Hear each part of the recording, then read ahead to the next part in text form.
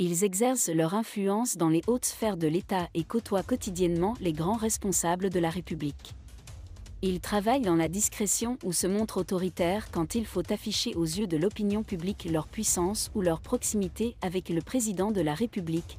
Ces hommes redoutés et craints à tort ou à raison, font le quotidien d'un régime qui essaie de faire bonne figure. Désolé de vous interrompre, ce rapport peut contenir des commentaires soumis au choix de l'auteur. S'il vous plaît, si vous êtes nouveau sur cette chaîne, veuillez vous abonner et activer la cloche de notification. De cette façon, vous serez averti lorsque nous publierons de nouveaux rapports sur cette même chaîne. Merci. Si certains ont une influence certaine et reconnue, d'autres contrôlent la gestion des affaires publiques. Peu ou mal connu, le messager vous entraîne dans le secret de ces hauts fonctionnaires de l'État qui semblent parfois détenir le pouvoir réel. Une enquête de Franck Essomba. C'est l'expression qui décrit le mieux la position du ministre directeur du cabinet civil de la présidence de la République dans le dispositif de l'État. Celle d'un homme d'expérience, surtout de confiance, dont la voix est l'une des rares qui compte quand il s'agit de défendre l'intérêt supérieur de l'État. Ministre directeur du cabinet civil de la présidence de la République. Pour Samuel Mvondo Ayolo, c'est l'accomplissement d'une carrière. Un destin qui semble se résumer à servir et accompagner un homme, Paul Biya.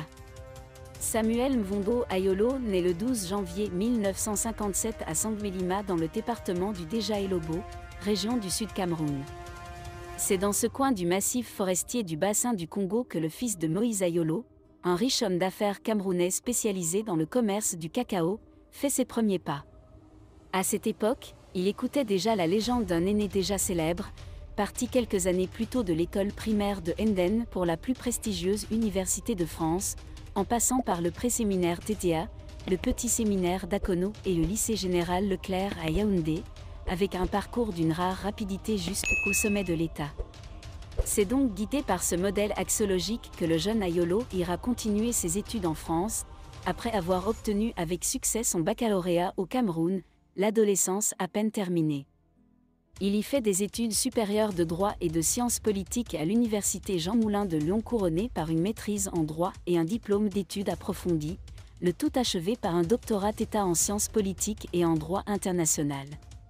Fonction ministérielle dans le contexte des luttes sans pitié pour la succession, il passe pour être l'une des rares personnalités de son rang à n'avoir qu'une ambition, servir le président Paul Biya en dépassant parfois ses attributions lorsque les intérêts vitaux du Cameroun sont en jeu.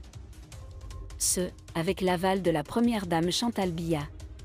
Du haut de ses 66 ans, ce digne fils de Meillome Sala est conscient que sa longue et riche carrière administrative était une étape destinée à former son caractère et affiner sa vision de manière à ce qu'il soit en parfaite harmonie avec le très exigeant Paul Biya.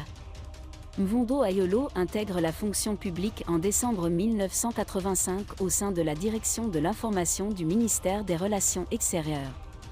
En 1997, il est promu directeur des Nations Unies et de la coopération décentralisée par Léopold Ferdinand Oyono, ministre des Relations extérieures d'alors et qui fut aussi l'un des hommes de confiance du président Biya jusqu'à son décès le 10 juin 2010.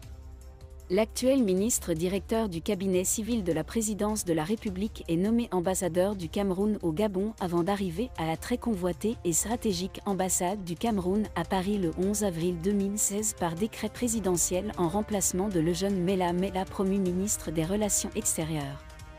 Merci d'être resté avec nous jusqu'à ce point, comme toujours pour promouvoir la liberté d'expression.